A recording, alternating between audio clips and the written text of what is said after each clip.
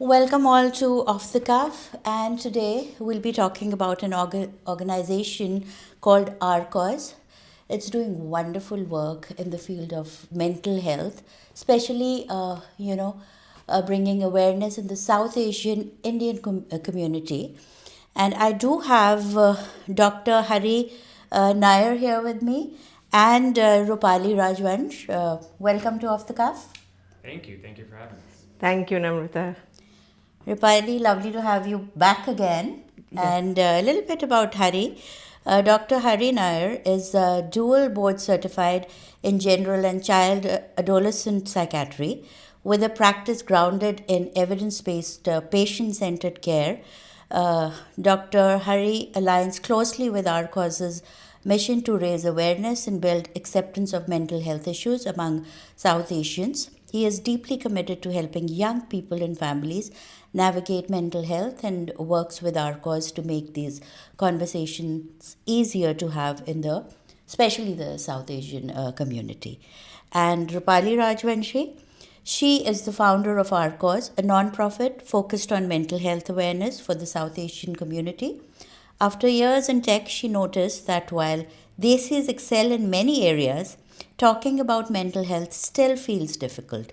Through lived experience stories and community dialogues with experts, our cause is building awareness and acceptance. So help us sort before a crisis, which is so important. Totally. You don't have to wait till things go bad, and that's what our cause is doing. So, Rupali, once again, for people who have not heard about our cause, what is our cause and what got you started into this? Yeah, thank you, Namrita. I think we covered the mission statement, but Yeah. really just to tell you about what our cause is. Also, our cause is our cause. We just changed the word into RCOZ. Huh. And I also want to give out my website so you can check out all the program. It's rcoz.us. So our cause is about raising awareness because oftentimes, we just deny ourselves the words. We don't have the words. We grow up with no vocabulary about how do you address it, right? And we care so much about what will people say. Like, log kya kahenge is such an important thing that's built in our psyche. We just don't want to accept it, right? So our cause is about lived experiences through stories of people who've gone through these journeys, so they're not alone, and also finding the words. And then we talked about crisis, right? Like only when it's crisis, right? Years and years and years of suffering is when we find the acceptance. Even if somebody tells you, you're like, okay, yeah, it's not my problem, right? But only when there is like diagnosis and you see some repercussions, that's when you get the help. And in normal circumstances where they say it takes about 7 years from the onset of a mental health challenge to get the help.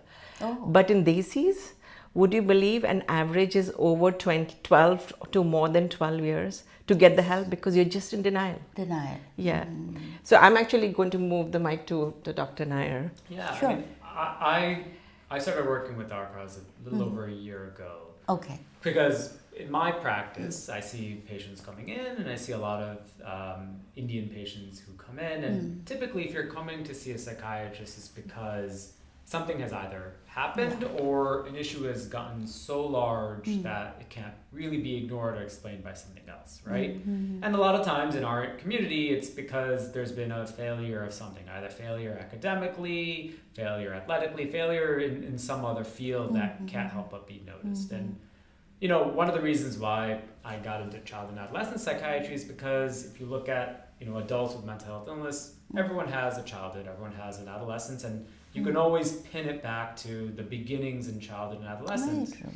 And so my thought was when I got into this field is I'd like to start the treatment right when it starts. And then with the India community, what we find is if they're coming to my door, they've obviously been having difficulty or suffering for quite some time. So there was this gap, right, in care or a gap in knowledge or a gap in acceptance. And I think our cause is kind of a key kind of cog there because if we can build the language, we can build the awareness, we can kind of educate, the mothers, the fathers, the aunts, the uncles, the people in the community to identify mental illness or even just be able to talk about it and kind of release the stigma so you feel more comfortable with the language, then that's where that's like the front lines of kind of identifying mental health, identifying some of these emotional issues, is being able to talk about it in the beginning. So really a lot of my work that I've done with Rcoz is to try to educate, right? And try to kind of build that awareness so that people who see the kids can have those conversations in the home. Very true, very true. And I agree with both of you about language, because from the place we come from, we didn't have a language to pinpoint or describe, mental health illness. It was very stereotypical words that we got, from media or from our society, like, pagal hai, ya slow hai, ya lazy hai. So these are the words we, grew up listening to about people who were not So performing. Namrita, another thing is, Yes. do you know Hindi word for depression? It isn't there. There is no word. So You say dukhi hu, right? Dukhi Dukhi is like is not a very depression. large Yeah. spectrum. So the whole point is when you don't even have a word in Yes. Hindi, which is like the national language, Yes. we grew up with this thing. So that whole thing is acknowledgement is not there. No, absolutely. First thing is acknowledgement that there is something wrong. So, Hari, especially you've worked with the youth, and that's what you're saying. How does the work that Rcoz is doing matter the most right now in today's time? I mean, I think what I've found, people that come into my office, the parents are trying to struggle. They're struggling with trying to identify and understand, right? So, we were kind of mentioning a little earlier, a lot of times the normal stigmas or the normal explanations you'll see is, they need to try harder, they need to study more. Maybe it's just like a sleep thing, or maybe it's a friend's issue. And we try to pinpoint all these different reasons, right? Because all parents are well-meaning and they want to try to help. And I think what I found is a lot of it is just a plain misunderstanding of kind of what a kid might be going through, right? So what Rcoz and, what bringing awareness to mental health and bringing awareness to the language to even just talk about it, right? I think it's important to recognize that the power that Rcoz can bring and other kind of efforts to educate can bring is bring the conversation in, right? It's about how do you feel, how do you make parents and the caregivers comfortable to start and have that conversation. Now what we want to avoid, and really it's so important especially these days, is we're seeing things when things go completely to the other side, right? Where we see lots of rates of high depression, high anxiety. We've unfortunately had more suicides in this area. We see a lot of diminished academic ability, difficulty with finishing high school, like a lot of factors that go into, this depression or this anxiety, this mental health has gone unchecked for far too long, right? And I think what we hope through work with Rcoz is we can kind of bridge that gap, and we can start that conversation. And then from that, where it goes, that's what's important as well. Yes, and especially for the South Asian Indian community, I'll say, we are called the model minority. It's a great thing, and Indians everywhere in every field, they've achieved a lot, but I think that it's a lot of pressure on the kids also. And there's also a generational gap, between parents or grandparents and the kids. So Roopali, what kind of programs does Rcoz offer to people, and how can they be helped? Yeah, so really we are trying to get a lot of programs through conversations, through community dialogue. And through community dialogue, we want people to join us, because it's not like, we're not saying it's a mental health issue, but we bring topics like, how do you deal with the guiltiness during holidays, right? Like when you want to say no to somebody and you're having this dilemma, right? Like, I need to be a good person, I cannot say no to somebody. But the guilt that you feel, the guilt that you carry, how do you show love to your partner, or, if your child is saying something, how do you even, the love language that we don't have, right? So we bring all those kind of topics and make it more relatable. And even like Dr. Hari Nair just talked about suicides, right? Yes. What is, how, parents are they have good meaning, but they don't know how to often communicate with them. The stresses, right? They're like, we want to help our child, but we don't know how to do it, right? Like, are we putting too much stress? Are we putting too less stress? So all these kind of topics, when we bring together, we have people who come, right? So these are the people who want to talk about their, the things that that are going through the mind. And then we have a lot of experts, like Dr. Hari Nair is an expert. He would come and actually, get the conversation going. And then we have a lot of FAQs. So people build tools around it. This program is called Chalo Baatein Kare. Chalo Baatein Kare. Yeah, I've been to one of you. Yeah. You came for one of them, yeah, right? Yeah. And so really the thing is that when you build tools, which is not like kind of like a lecture style, you're doing it together as a community with an expert, right? You build the tools together and you get the help. Let me share a story if you don't mind. Absolutely. So somebody came for one of the Chalo Baatein Kare. Yes. And she was a newly married person. So she didn't know how to bring up about, it's so hard to adjust to a new family, new setting. And she's like, this whole notion of happily married ever after. I'm not having that. I'm having a hard time adjusting. And she's like, how do I talk about it? I can't go to my parents. My parents are like, oh, we gave you this big fat Indian wedding. I can't go to my friends. They like laugh about it. She's like, I want to talk about it, right? And for that, we started support group. Okay. We started women's support group. And that is such a helpful thing, right? You can talk to people who are relatable, who've gone through these experiences. And the whole sense of belonging is there. So I would say that check out our support groups also, which are on our website, rcoz.us under events. And then another program that I want to also highlight is high schools, high school changemaker program. Oh, nice. So Dr. Hari Nair talked about, a lot of things starting as a youth. So we are training, we're doing workshops for them through role play, through work, through different like suicide prevention. How do you help a friend when they say something, I'm not feeling good, right? And also substance abuse. Substance abuse is such a big thing in South Asians, right? Like we have this issue, but we don't talk about it, right? Yeah, I mean, I think the other thing I'd want to highlight too is, I've been to a few of the Chalo Baatein Kares, and what I've found is, a lot of the questions I get are not specific about anxiety or depression and mental health. It's really like, how do I talk to my daughter or son? They're tired after school. They don't really want to talk about this, and it's really a lot of practical kind of advice on how best to kind of initiate or open a line of communication. And I think we were talking about the concept of the model minority, right? And there's, it's a double-edged sword, right? Because with that comes a lot of expectation, a lot of pressure, right? And if kind of adolescents specifically, if they don't feel that they can talk about their feeling and how much pressure it is on them, they turn inward, right? They don't express that to their parents. They don't express that to their friends and things like that. And I think that's where we can get into a lot of trouble. And with the high school change makers, but it's the reason why I like that program a lot too is because it offers the education about awareness to multiple different populations. We're not just talking to moms and dads, we're also talking to siblings, right? So if you're talking to a high school change maker and maybe they have a sibling who might be suffering, they feel more comfortable having that conversation or even just the awareness of it. And I think something as serious as suicides and something as serious as depression, anxiety, like we want to be able to educate on as many fronts as possible, whether it's grandparents, parents, siblings, just to get that conversation started. And where Rcoz comes in and where I feel like we have the most kind of lever of kind of impact is, well, how can we make people aware and start those conversations so people feel comfortable having those conversations? So this is, what gives us hope, conversations and educating and being aware, about mental health. So I know, or how long has it been for Rcoz to, when did it start? Yeah, it's been about 6 years now. 6 years? Yes.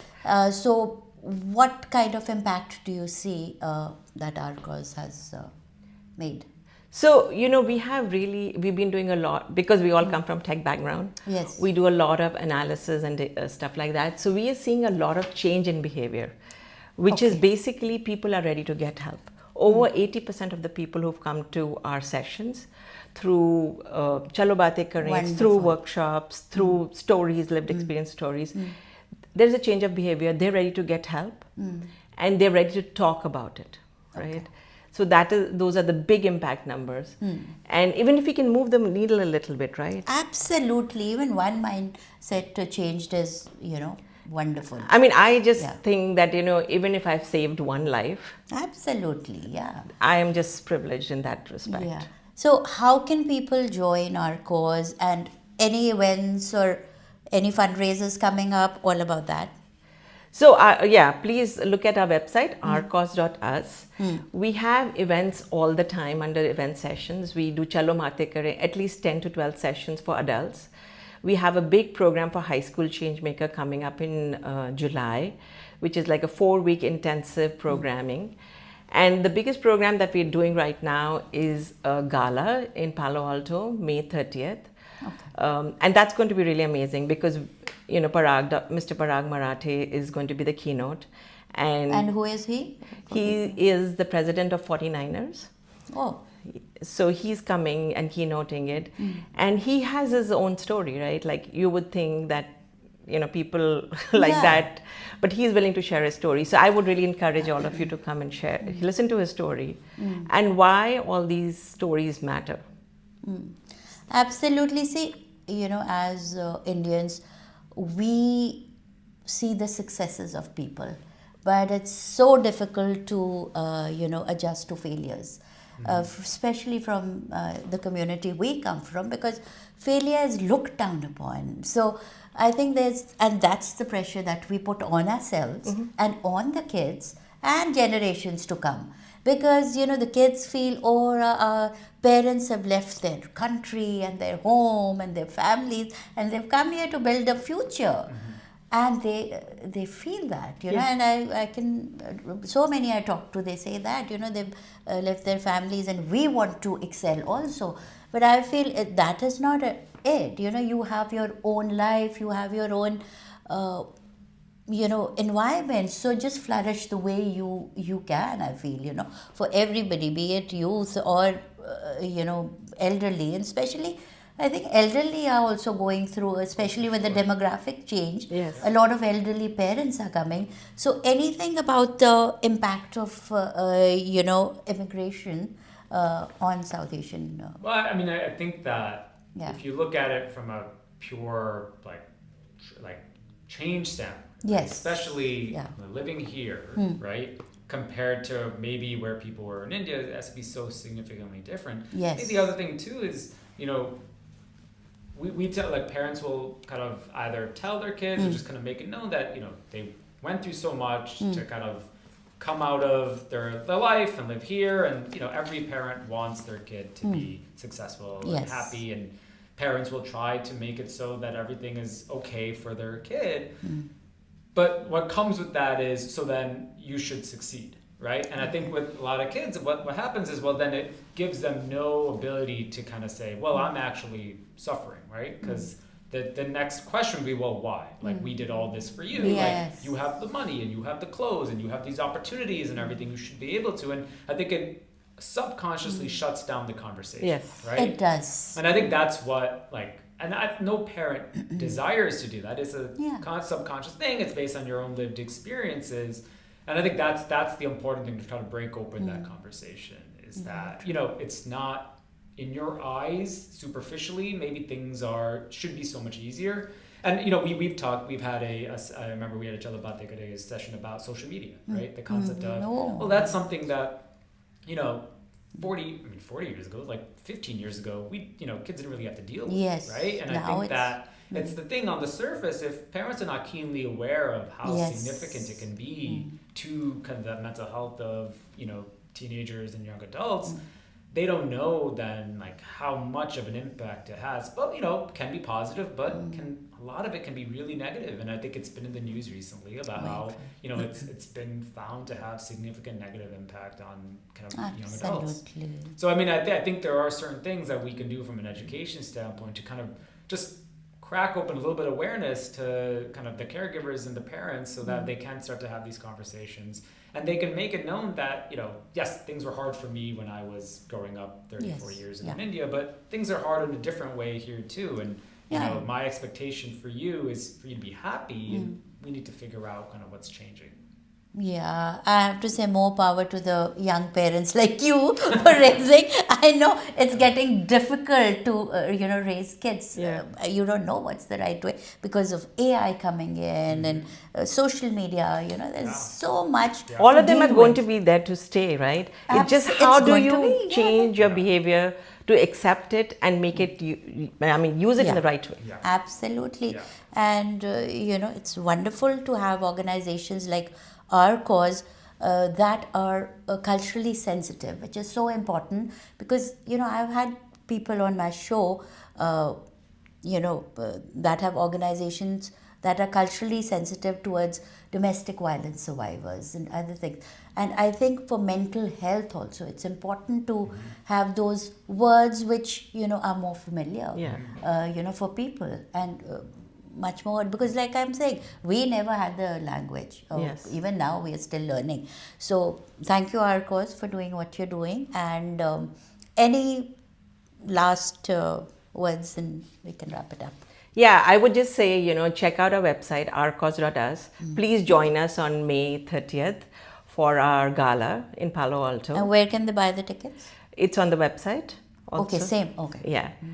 And join us for our programs, right? We have a lot of programs for youth, a lot of programs for adults. Don't be alone in this journey, right? Let's build it up together with the community. That's what the hope is.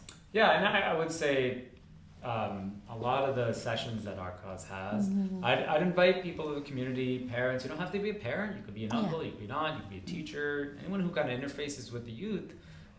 There's no pressure to talk. There's no pressure to ask questions. Like a lot of the best sessions really are just when it builds organically, and we keep it very informal. You feel free to kind of ask any questions you might have. But it's a great way if you're just curious, if you feel like this is something that you want to be more educated to, or you just want to be open to. That's one of the features of Rcoz that I've really come to appreciate is the community outreach and the desire to kind of just be that first interface for people who want to know more.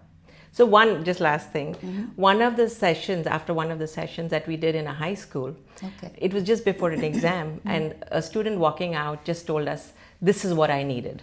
Because they talked about stress, at home, at school, and when all the students were communicating. Yeah. So lovely.